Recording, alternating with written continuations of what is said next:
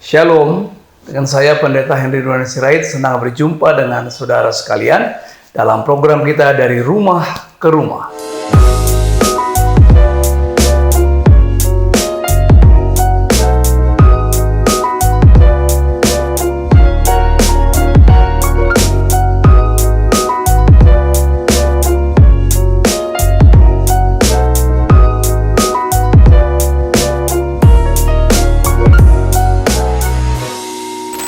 Kita masih berada pada topik hal-hal yang lebih baik, dan kali ini kita ada pada topik memiliki hikmat lebih baik daripada mutiara. Memiliki hikmat lebih baik daripada mutiara. Mari kita berdoa. Kepada kuat kuasa dan pengasihan Tuhan, kami letakkan renungan ini, dan Tuhan bekerja di tengah-tengah kami, memberikan hikmat dan pengertian, sehingga hidup kami berbuah-buah untuk hormat kemuliaan nama-Mu. Dalam nama Tuhan Yesus. Amin.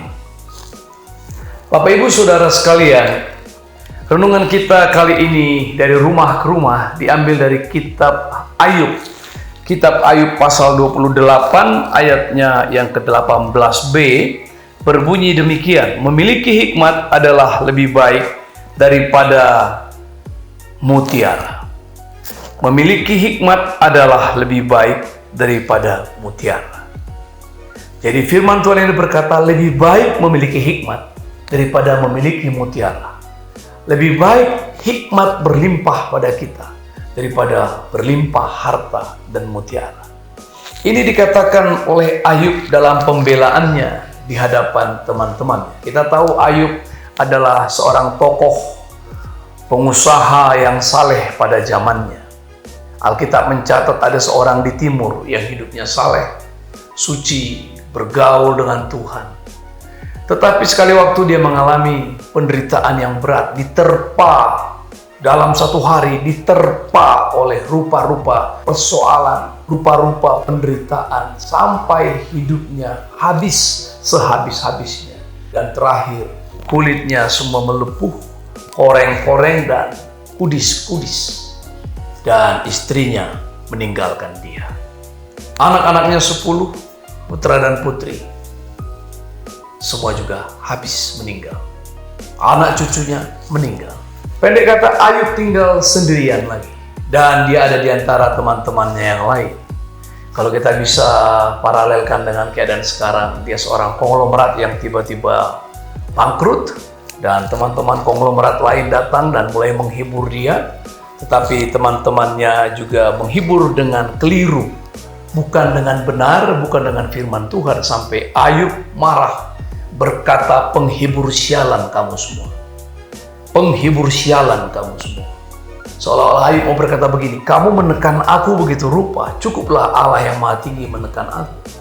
Dan ketika Sofar, Bildad, dan Elifas memberikan nasihat-nasihat, bahkan mengkritisi kehidupan Ayub, sampai mengatakan kepada Ayub, kamu jangan berkata kamu saleh, kamu begini begitu, kamu begini begitu. Dan akhirnya Ayub membuat pembelaannya. Dan pembelaan Ayub inilah yang kita petik hari ini, yang berkata bahwa memiliki hikmat adalah lebih baik daripada mutiara.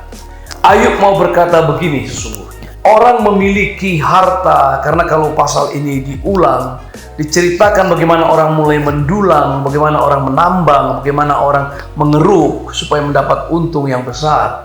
Tetapi yang jauh lebih penting adalah hikmat. Dan kita bisa membuktikan bagaimana orang-orang memiliki harta kekayaan tapi tidak punya hikmat juga akan susah hidupnya. Karena segala sesuatu akan berakhir, tapi hikmat membawa kita kepada kekekalan. Hikmat di sini bukan sekedar ilmu pengetahuan, hikmat di sini bukan sekedar filsafat. Walaupun orang-orang berkata bahwa filsafat adalah ibu dari semua ilmu pengetahuan, tapi hikmat di sini berasal dari Allah. Kalau kita melihat bagaimanakah hikmat itu didapat? Karena kalau kita perhatikan ayat-ayat ini justru menyatakan tidak ada yang bisa mendapatkannya. Bahkan dikatakan ketika ditanyakan di manakah hikmat itu, jalan ke sana bagaimana mengetahuinya. Tetapi di mana hikmat dapat diperoleh, di mana tempat akal budi, jalan ke sana tidak ada yang tahu.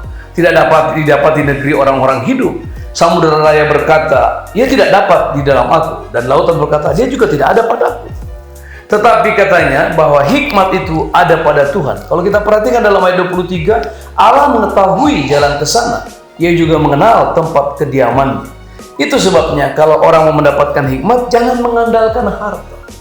Jangan mengandalkan uang. Jangan mengandalkan kemegahan, kemahiran, kemampuan, dan hal-hal yang duniawi. Sebab hikmat hanya didapati dalam persekutuan kita dengan Tuhan.